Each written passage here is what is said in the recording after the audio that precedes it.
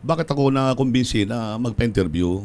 Kasi lumalabas, yun nga, sinasabi ng ating whistleblower, kaya ako, nandito ako ngayon para sabihin na hindi ako member ng Alpha Group na yan. Ito lang mensahe ko kay alias Totoy. Yung totoo lang. Ayun. Yung totoo lang sana. Kasi sabi ko nga, masakit, mawala ng ano. Pero para sa akin, mas masakit itong magawa tayong kwento. Mga kabayan, lumantad na sa media itong si retired Lieutenant General Jonel Estomo para linisin ang kanyang pangalan. Ito ay matapos lantarang idawit ni alias Totoy o Julie Patidungan na malaki ang kanyang papel o partisipasyon sa missing sabungero at di umano ay member din siya ng Alpha Group na binuo ng grupo ng negosyanteng si Charlie Atong Ang. Sa isang media interview, sinabi ni Estomo na hindi siya naging hepe ng Calabarzon kung saan ito ang isiniwalat ni Dondon Patidungan. Ayon pa kay Estomo, noong mga panahon na yon ay kasalukuyan siyang regional director sa Bicol Region, kaya aniya ay wala siyang alam sa mga akusasyon sa kanya ni Dondon Patidungan. Okay. Ever naging Calabarzon Police Director? Hindi po ba kayo naging... Hindi po ako naging hepe ng Calabarzon.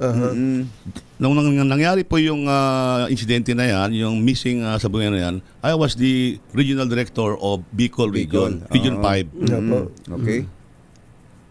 Kaya para sa akin, napakalayo. Kaya yun ang sagot ko dyan. Hindi ako involved sa missing sabungero. Kung totoo yan. Kung matatandaan, lantarang itinuro at pinangalanan ni Patidungan itong si Estomo na di umano ay miyembro ng Alpha Group na nagpapaligpit sa mga sabungero kapalit ang milyon-milyong pisong halaga mula kay Atong Ang. Pagbubunyag pa ni Patidungan na isa si Estomo ang nag-uudyo kay Mr. Atong Ang na ipaligpit siya para daw matapos na ang problema. Ay, si Estomo, Alpha yan. As a membro ng sabong yan. Pag sinabing Alpha, kasama siya sa 21 na yung binanggit nila na nagfinance, pero lubog ang pangalan ni Estomo. May monthly yan sila. Is Alpha nga. Pag sinabing Alpha, kasama siya sa hatian na tag 70 milyon. Pero tatlo yan sila na grupo. Siguro hati-hati sila sa 70 milyon aman. Ngayon, yan si General Estomo. Isa yan na nag-udyok kay Mr. Atong Ang na, boss, patayin mo na si Dondon Patidungan para matapos na yung problema mo na yan. Para patunayan ni retired General Estomo na hindi siya miyembro ng Alpha Group na binabanggit ni Patidungan, ipinakita at binasa niya ang isang dokumento galing mismo sa Pitmaster Foundation. Pagigiit ni Estomo, sobra siyang nasaktan at ang kanyang pamilya dahil sa ginawa ni Patidungan na idawit ang kanyang pangalan sa controversial na issue ng missing sabongero. Pangalawa, meron akong dala, bibigyan ko kayong copy. Mismo dahil medyo nasaktan po ako na member na po ako ng Alpha Group. Ito, meron akong dokumento ipapakita na magpapatibay na ako hindi talaga member ng Alpha Group. Sinasabi rito, this is to certify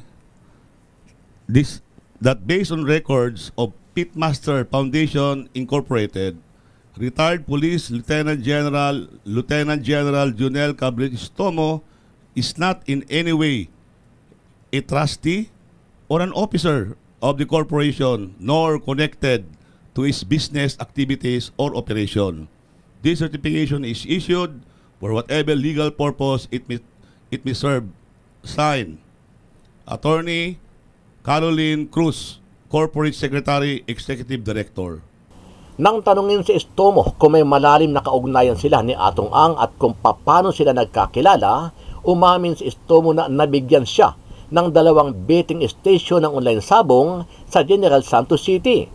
Gayunpaman, sinabi ni Estomo na hindi ito naging dahilan para maging miyembro siya ng Alpha Group dahil aniya ay wala naman siyang mga alagang manok na pansabong kung saan ay requirement daw ito para maging qualify at para maging miyembro ng nasabing grupo.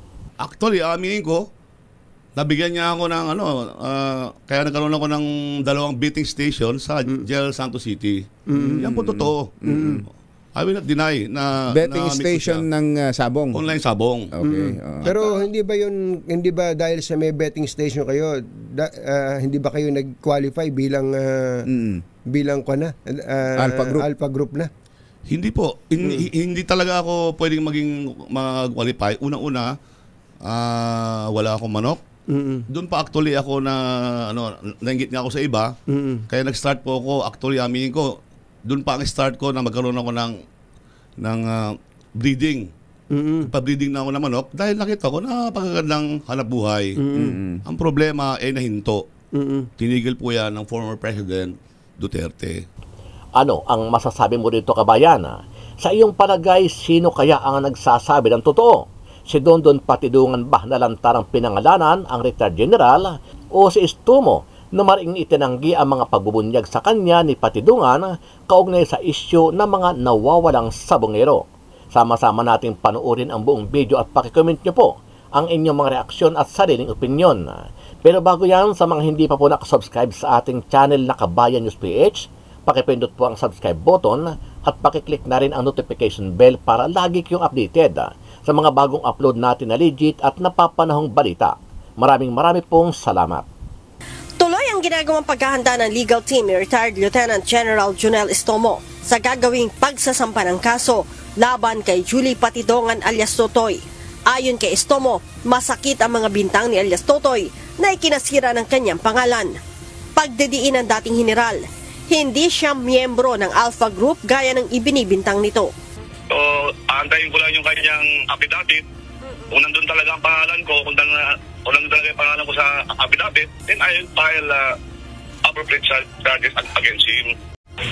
Alam mo, unang-una, gaya na sabi ko, masakit mawalan ng mahal sa buhay. Masakit mabigo sa pag-ibig. Pero pinakamasakit itong ginawa niya sa akin, yung niliit niya ako. Opo. Dito sa meeting sa bungero na to. Masakit talaga. So, para sa akin, hindi ko pa ngayon matanggap yung kanyang pag-sorry. Sinabi pa ni Estomo na kailangan bawiin ni alias Totoy ang mga paratang nito laban sa kanya bago niya tanggapin ang paghingi nito ng paumanhin. Kailangan rin aniyang magbigay si alias Totoy ng public apology sa harapan ng media nang sa ganun ay malinis ang kanyang pangalan. Nagbigay na ako ng certificate na hindi talaga ako member ng Alpha Group. Bawiin niya yun. Tapos yung sinasabi niya against, pinapatay ko siya. Dalawang issue yun eh. So, magpa-interview siya ulit. Tapos, lilisin yung pangalan. Siyempre, nasaktan ako. Nakakalagkad ang pangalan ko. Kailangan niyang gawin yun para maring ng taong bayan na nagsinungaling siya. Sa isang interview sa radyo, sinabi ni alias Totoy na magsusorry siya kay General Estomo dahil sa pagkakabanggit nito ng pangalan ng general sa National Police Commission o NAPOLCOM. Samantala, naglabas naman ng certification ang Pitmaster Foundation na nagsasabing hindi nila miyembro si retired Lieutenant General Jonel Estomo. Yung certificate na yan ay nagpapatunay, galing po yan sa Pitmaster mismo, nagpapatunay na si Lieutenant General Jonel Gabriel Estomo retired ay hindi connected sa Pitmaster. So in short and simple language, kung hindi ako connected, paano ako maging membro ng Alpha Group? Si retired Lieutenant General Estomo ay tahasang binanggit ni alias Totoy sa NAPOLCOM na kabilang umano sa Alpha Group at kasama sa mga tumatanggap ng 70 million pesos kada buwan. Kung nakikinig ka man ngayon na alias Totoy, sana itigil mo na yung kakagawa ng kwento. Masakit mawala ng mga mahal mo sa buhay. Masakit mabigo sa pag-ibig. Mas masakit yung ginawa mo kay General Estomo. Yan ang banat ni retired Police Lieutenant General Jonel Estomo sa whistleblower na si Julie Dondon Patidongan matapos idawit ang kanyang pangalan sa kaso ng mga nawawalang sabongero. Giit ni Estomo, hindi siya konektado sa mga pulis na sinampahan ng reklamo sa NAPOLCOM noong kasagsagan ng pagkawala ng mga biktima. Una, wala akong kinalaman sa missing sabongero na yan. Dahil, kung maalala ninyo, nangyari yung krimen na yan, kung totoong yung krimen na yan, nangyari yan noong 2021. na kung saan ako ay Regional Director ng Bicol Region. Tapos, yung mga binanggit din niya mga pangalan, karamihan, ang destino nila ay sa Calabarzon. Na kung saan hindi naman po ako naging Regional Director ng Calabarzon. Parang hindi kapanipaniwala yung kanyang mga bintang. Ayon pa kay Estomo, wala siyang koneksyon sa tinuturong mastermind na si bilyonaryo gambling tycoon Charlie Atong Ang at hindi siya parte ng tinatawag na Alpha Group. Nakakuha rin ng Billionaire News Channel ng kopya ng isang certificate mula sa Pitmaster Foundation ni Ang na hindi parte ng kahit na anong business activities ng organisasyon si Estomo. Dagdag ni Estomo, walang katotohanan na inirekomenda niya kay Ang na ipapatay si Patidongan. Inutusan ko raw si Atong Ang na patayin na alias Totoy para matapos na yung problema. Hindi po yan totoo. Unang-una, isang beses ko lang yan na-meet si Atong Ang. Wala ako sa kanyang koneksyon, hindi kami close. Paglilinaw ni Patidongan, hindi niya direktang narinig ang mga pahayag na ito kay Estomo at galing daw sa mga pananakot ni Ang noong nagkaroon na siya ng duda sa kanyang dating boss. Ako, nagsabi lang ako ng sorry dahil hindi ko naman talaga narinig sa kanya. Ang problema, galing sa bibig ni Mr. Atong Ang yan. Na sinabi sa akin, pinapapatay ka na nga ni General Estomo sa akin eh. Siyempre ako, nag-iisip na ako ng hindi maganda dyan kay Mr. Atong Ang. Tapos bigla na lang siyang magsasabi sa akin, alam mo, huwag ka mag-isip ng ganyan dahil hindi ko gagawin sa iyo yan. Itinuring kitang anak. Kita mo, si General Estomo, pinipilit akong iligpit ka na kasi para mawala na ang problema ko, hindi ko ginawa yan. Sa kabila nito, pinanindigan ni Patidongan na konektado si Estomo sa ilang mga miyembro ng Alpha Group. Naglumutang na pangalan dyan, si Lieto Guerra at saka si Bernie Tacoy, pero tatlo sila. Sa madaling salita, nakalubog lang siya. Wala talaga siyang record doon sa Pitmaster. Pero kung gano'n ang sinasabi niya na parang ako ang nagsisinungaling na hindi siya kasali, hahamunin ko silang tatlo. Si Lieto Guerra, Bernie Tacoy, at saka si General Estomo. Magpalay detector kami kung sino sa amin talaga ang nagsisinungaling. Dagdag ni Patidongan, hindi siya magbibitiw ng mga salita ng walang katibayan. Pero ayon kay Estomo, pinag-aaralan na ng kanilang kampo ang pagsasampa ng kaso laban kay Patidongan. Oras na magsumiti ito ng kanyang official affidavit. Actually, tatlong issue ang gusto kong i-clarify dito. Una, parang sinasabit ako sa missing sabungero na yan. Yeah, po. Pangalawa, yung sinasabi niyang member daw po ako ng Alpha Group. Then, pangatlo, yung pinapatay ko raw siya. Unahin ko yung first issue. Sige po. Dinadawit po ako sa missing sabungero. Kung mapansin natin, nangyari yung insidente na yan noong 2021. Parang napaka-imposible because during that time, I was the regional director of Bicol Region. Saka kung mapansin natin, yung mga binabanggit niya mga pulis, halos assign lahat sa Calabarzon. Siguro maniniwala tayo na involved ako sa missing sabungero na yun kung mayroong mga involved, mga pulis galing ng Bicol Region. Na-under sa iyo? Na-under sa akin. Kayo po ba ever naging Calabarzon Police Director? Hindi po ba kayo naging... Hindi po ako naging hepe ng Calabarzon.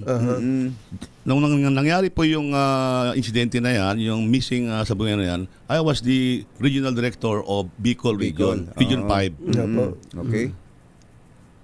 Kaya para sa akin, napakalayo. Kaya yun ang sagot ko dyan. Hindi ako involved sa missing sabungero. Kung totoo yan. Pangalawang issue is sinasabi niya member ako ng Alpha Group. Ayan. Ako ay nagpapasalamat kay narinig ko yung interview ni Mayor Bernie Tacoy at inamin niya na siya ang member ng Alpha Group at may kasama siyang isa na kasamahan niya. At sinabi niya sa kanyang interview na hindi kasama si General Estomo. Sinabi niya, common friend lang niya si General Estomo, na kilala niya ako, pero siya mismo ang nagsabi bilang member ng Alpha Group. Alpha Group. Siya ang nagsabing hindi kayo kasama. Hindi ako kasama. Pangalawa, meron akong dala, bibigyan ko kayong copy. Mismo dahil medyo nasaktan po ako na member daw po ako ng Alpha Group. Ito, meron akong dokumento ipapakita na magpapatibay na ako hindi talaga member ng Alpha Group. Ano po ba yung pwede ko bang basahin dito? Pwede po, sige po. Okay. Sinasabi rito, this is to certify that based on records of Pitmaster Foundation Incorporated, retired Police Lieutenant General Junel Cabrera-Tomo is not in any way a trustee or an officer of the corporation nor connected to its business activities or operation. This certification is issued for whatever legal purpose it may serve. Signed, Attorney Caroline Cruz, Corporate Secretary, Executive Director. Itong kopya na to ay ito pong certification na to ay in-issue nila, hiningi po ninyo. Opo. Kasi po kailangan kong gawin po 'yon kasi masama na po yung sinasabi ng whistleblower na member daw po ako ng Alpha Group. Actually po kapag ka po pinakinggan nyo yung statement niya na sabi nga po ni Secretary Boying Remulla, he is a credible witness. Kung hindi po kayo magsasalita, para bagang, kung pala to, kayo pala leader ng mga isabong operation. Kasi ang dating sa amin nun kung Alpha Group member kayo, kayo ang mga kumukumpas niya, isa sa mga kumukumpas. Actually, yun din po Katunying ang dahilan bakit ako na-kumbinsi na magpa-interview. Kasi lumalabas, yun nga, sinasabi ng ating whistleblower na pag member ko ng Alpha Group is kasama ka sa nag-approve kung merong gagawin yung si Charlie Atungang. Kaya ako, nandito ako ngayon para sabihin na hindi ako member ng Alpha Group na yan. Nung lumabas po yung kwento na yan, nagtanong-tanong na rin po ako. Hindi ko talaga alam din kung ano yung Alpha Group. Yung Alpha Group na yan. So itong Alpha Group, ito talaga parang sinabi rin ni Atungang yan na 20 lang silang membro ng Alpha Group. 20. Yan para mga investor sila. Para sila nagpapatakbo talaga ng online sabong na yan. So in short, and simple language, yung mga binanggit nga ni Alias Sotoy na yan, wala akong kilala Sinabi niya, si Gretchen Barreto, yung huli, sino to, yung sa Bisaya, yung yung congressman. Bisaya. Wala akong kilala Sa totoo lang Saka sa totoo lang, nagtalong na rin ako, ano ba requirement maging Alpha Group? Ang requirement dyan is, dapat meron kang mga manok, meron kang farm. May manok ba kayo? Wala po akong manok Kaya imposible talagang mangyari na ako yung maging member ng Alpha Group. Wala akong manok. Hindi ba kayo sabungero o hindi ba kayo na... Actually ako, nung bata ako, Katunying, mahilig din ako sa sabong. Kaya lang nung binawal ng PNP, ang mga pulis sa sabong, tumigil po ako. Pero sa totoo lang, tao lang tayo. Passion ko rin manood ng mga sabong kasi bata pala ako, natuto na ako dahil sa tatay ko. So, masaya ako manood. Manood. Pero yung sinasabi nga ng ating mag-alaga, may farm ng manok, wala kayo. Wala po ako. Pero kay Charlie, kay Atungang, kayo ba may personal na relasyon, connection? Kaibigan niyo ba siya? Magkaibigan ba kayo? Magkakilala kayo? Ba kayo? Okay. Nung nauso kasi ang online sabong na yan, kung maalala natin, legal naman siya. Nung naging RD ako ng Region 5, nagkaroon sila ng expansion. Nauso ngayon yung betting station, yung tawag. May mga betting station na ng online sabong na yan. Parang OTB, So, sa kabayo. Parang off-track betting. Oo. So, nung time na yon, nagkaroon ng sa Region 5, siyempre, nanghingi ng tulong si Atungang na yun nga, expansion ng negosyo at nung time na yung alam naman natin na legal. So, nag-isip ngayon ako na paano ko ba makilala to? So nagkaroon ako ng opportunity sa isang kaibigan para makilala itong si Atong Ang na to. Ang purpose ko naman because I'm retiring na nga, malapit na ako mag-retiro at nakita ko napakagandang hanap buhay. Sino bang ayaw mabuhay? So talagang naghanap ko ng pamamaraan, makakilala siya. Okay. First time ko lang siya nakilala. Kailan po yun? Mga anong taon? Hindi ko na maalala eh. Siguro mga 2000, basta regional director ako ng Region 5. Mga 2022, Sa Bicol pa kayo. Opo. Tapos, So nag-meet po kayo? nag-meet kami. Unang-una, Upon your initiative? yes po. Nag-meet kami. Una, para magpasalamat sa kanya dahil napakabuti niyang tao. Tinulungan niya yung region ko, yung Region 5 ko, kasi may foundation nga siya. Marami siyang tulong na binigay sa Region 5. Yun ang unang purpose ko, magpasalamat personally. At the same time, naisip ko na bigyan ng negosyo rin yung mga anak ko. Na actually, aminin ko, nabigyan niya ako ng kaya nagkaroon ako ng 2 betting station sa General Santos City. Yan po totoo. I will not deny na Betting na station ng sabong. online sabong. Okay. Pero hindi ba dahil sa may betting station kayo, hindi ba kayo nag-qualify bilang Alpha Group na?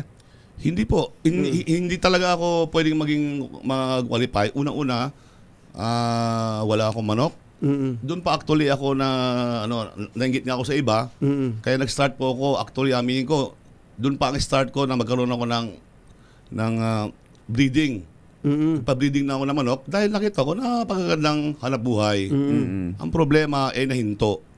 Tinigil po yan ng former President Duterte. So yung pong mga manok nyo, nag-umpisa na kayo mag-alaga ng manok. Tapos Start na ako mag-alaga. So ang ginawa ko na lang, benta-benta na lang. Wala nang nangyari. Sa Kawali napunta. Mamaya po, marami pa kaming mga tanong. Mag-unload lang tayo ng mga commercial.